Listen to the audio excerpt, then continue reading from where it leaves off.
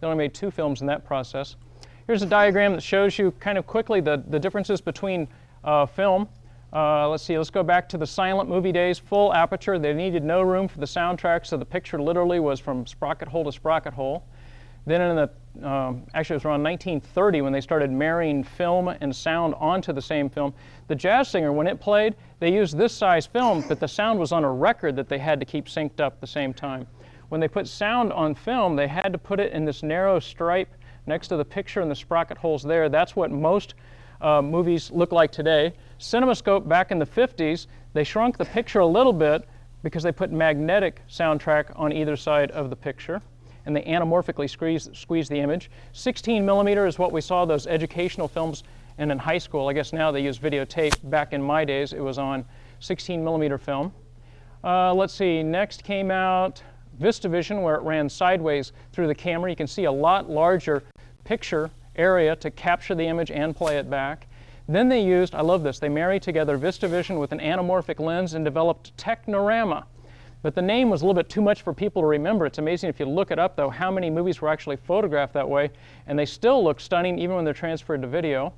Then what's bigger than Cinerama is the 65 millimeter picture area of 70 millimeter film. This is what they photograph it with. Then when they put the soundtrack on it, they use it full 70 millimeter film. They need the 5 millimeters for the sound area. But what's bigger than all of them? The picture area for the Cinerama negative, up there at the top, the granddaddy of them all. This is a list of some of the widescreen processes. If you look through it, there are such things as Ultra Panavision, which is 2.76, and what's the other one? MGM Camera 65, I think it's called, which is also 2.76. The widest of all of them up here, Cinerama at 2.8. Around the curve, it's 2.8 times as wide as it is tall. You don't need anything any wider because that's what you can see in focus. Here's a book on Technicolor movies written by Richard Haynes. Richard Haynes came to Dayton and saw Cinerama here, gave me that copy of the book.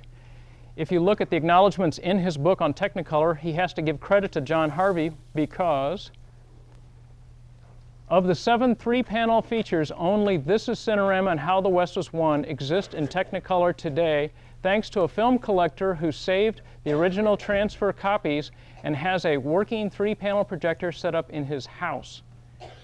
To me, it amazed me when people told me about John Harvey. This is like 20 years ago, and I first went to his house to see it. I first off didn't believe them. Nobody could take out 2 bedrooms, part of a kitchen, part of the living room, cut into the ceiling, cut out the ceiling joist, you know, it holds the roof up, raise it 3 feet so he could put in the Cinerama screen. But yeah, he did it. He started out in his basement, but the screen wasn't big enough for him, so he had to move it up to the 1st floor. These projectors, Abel and Charlie, are mostly from parts from Europe. Baker came from Indianapolis. The sound unit, that 8-foot tall reel-to-reel sound unit, came from St. Louis, Missouri. So you're literally watching film and equipment from around the world. Okay, I want you to read this real quick. These are the notes on the program. That's what you're going to see today. Okay, there'll be a pop quiz at the end. This is a picture of Fred Waller's widow, and that's Fred Waller's son. John used to take his vacations each year to go visit the Cinerama technicians and interview them, tape record them, take notes, take pictures. Mrs. Waller gave John actual blueprints, prototypes.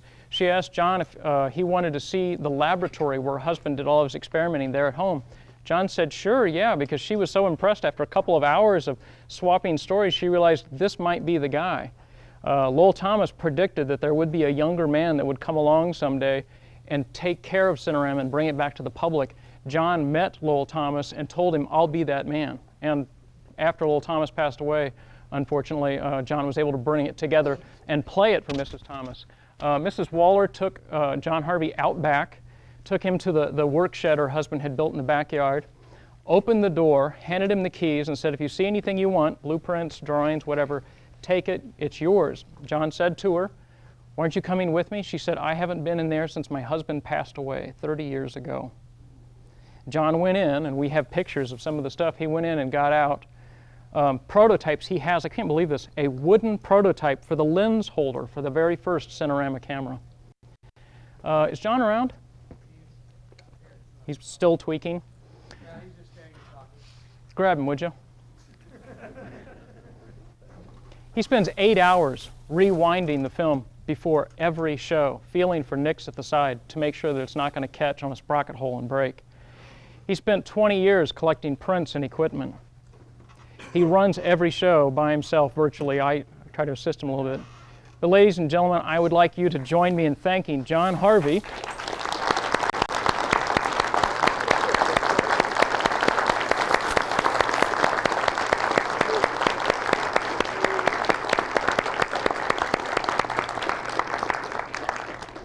John Harvey. John Harvey. Well, I was just been telling the people about what you do, John, but I'm plumb out of stories, so I guess we'll take a little break before the film starts. Are you going to be available for like questions and answers at the end of the movie in case people? Oh, yes. Okay, maybe we can do the thing like we used to do, put you down here in the auditorium. And don't talk to him during intermission. No, don't do that.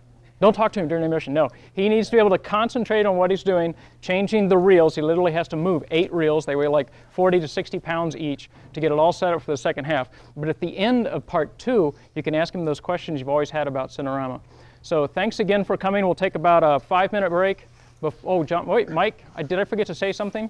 No, a few people snuck by us at the door, didn't get their tickets torn. Oh. That's how we tell how many people are here. Oh, that's right. Bookkeepers want to see ticket stubs. Anybody not get their ticket tore? Approach one of our staff behind the stand or me out there at the table, and we'll tear the tickets. Oh yeah, and Mike wanted me to announce, I remembered about the memorabilia, Cinerama memorabilia. I know there's a bunch of sweatshirts out there. There's some program books, there's CDs, there's lobby card reproductions, still reproductions. While they last, 50% off until they're gone. The jackets, unfortunately, are full price because we still have to have those custom made. Thanks for coming. Hope you enjoyed the show. Thanks. Nice presentation. Thank you. I get a kick out of doing it. Where was the Mike's supposed to work.